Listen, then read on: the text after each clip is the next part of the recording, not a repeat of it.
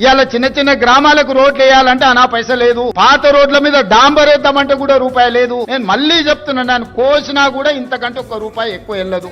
అప్పు పుడతలేదు, అనా పైసా ఎవడు ఇస్తలేడు. ఎవరినైనా కలవడానికి పోతే బ్యాంకర్లు దొంగలను చూసినట్టు చూస్తున్నారు తెలంగాణ రాష్ట్ర ప్రతినిధులను. ఎవడు ఢిల్లీకి పోతే అపాయింట్మెంట్ కూడా ఇస్తలేడు, వీడు వస్తే చెప్పులు కూడా ఎత్తుకుపోతాడేమో అన్నట్టుగా. ఏదన్నా ఫ్రీ పథకాలు అరంగానే ఆగం పోయి బీచ్ సెంటర్లో బతికిస్తారు. ఎవ్వలినరు.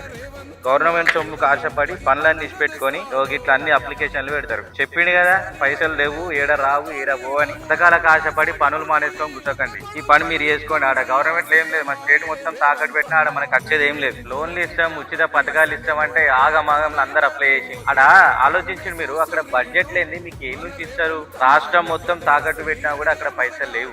ఒకవేళ మీకు పైసలు ఇచ్చినా కూడా అది మళ్ళీ మనకు బాకే. మనకి ఏదో ఒక రకంగా రేట్లు పెంచి మళ్ళీ అందులో నుంచి కవర్ చేసి ఇచ్చాడు.